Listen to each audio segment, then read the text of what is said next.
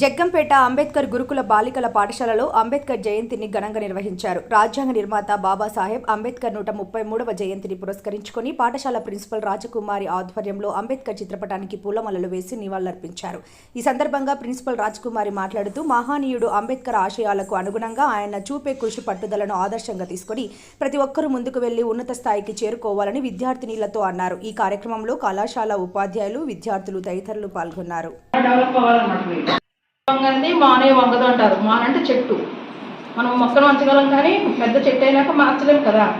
అందుకని మీరు ఇప్పుడే మీ బిహేవియర్ని మంచి బిహేవియర్ డెవలప్ చేసుకోవాలి. క్యారెక్టర్ అనమాట, గుడ్ క్యారెక్టర్ డెవలప్ చేసుకోవాలి. అలా ఉండడానికి అంబేద్కర్ గారు చెప్పిన విషయాలన్నీ కూడా దృష్టిలో ఉంచుకుని మెయిన్ మీరు ఇంకా దేశం కోసం చేయవలసింది ఏమీ ఉండదు, కానీ మీ పేరెంట్స్ని దృష్టిలో పెట్టుకుని మీరు ఏ ఉద్దేశంతో ఇక్కడ జాయిన్ చేశారో దృష్టిలో పెట్టుకుని శ్రద్ధగా చదువుకోవాలి. మనం అందరం కూడా ఆయన చేసిన కృషికి ఫలితాలు మనం పొందుతున్నాము. దాని ద్వారా మనం మంచి స్థానాల్లో ఉన్నాము. మన పూర్వీకులని వాళ్ళందరినీ చూసుకుంటే వాళ్ళకంటే మంచి పొజిషన్లో ఉన్నాము. ఇప్పుడు మీరు అందరూ కూడా చిన్న స్టేజ్లో ఉన్నారు, ఒక మొక్కలాగా ఉన్నారన్నమాట. మీకు చాలా లైఫ్ ఉంది ముందు. అది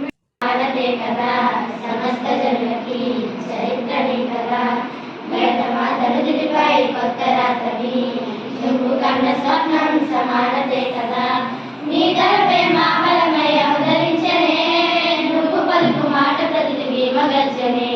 నాయకుడే భీమరావ్, మహానాయకుడే భీమరావ్, నాయకుడే భీమరావ్, మహానాయకుడే భీమరావ్.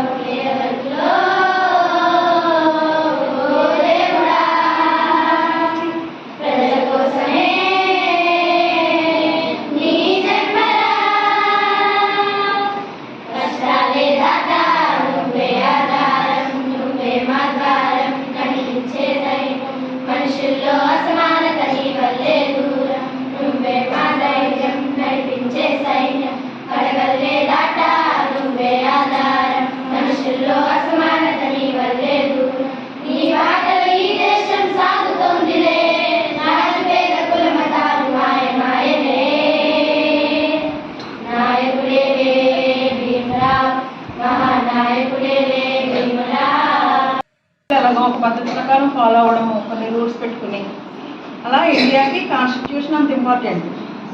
ఆ కాన్స్టిట్యూషన్ని తయారు చేసిన ఆయన అంబేద్కర్ గారు. అది అలాంటి ఇంపార్టెంట్ వర్క్ ఎవరో వాళ్ళకి అప్ చెప్పరు కదా. ఎక్కువ నాలెడ్జ్ ఎక్కువ ఉన్న వాళ్ళకి అప్ చెప్తారు.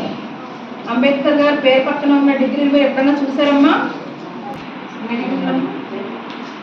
అమ్మ ఎక్కువ చదివిన ప్రపంచ మేధావి అన్నమాట ఈయన.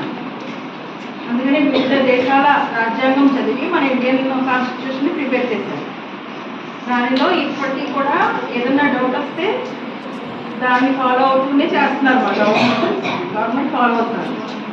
అలా ఇప్పుడు మీరు పిల్లలు కాబట్టి మీరు బుక్స్ చదువుతారు అంబేద్కర్ గారి గురించి. ఈయన ఉన్న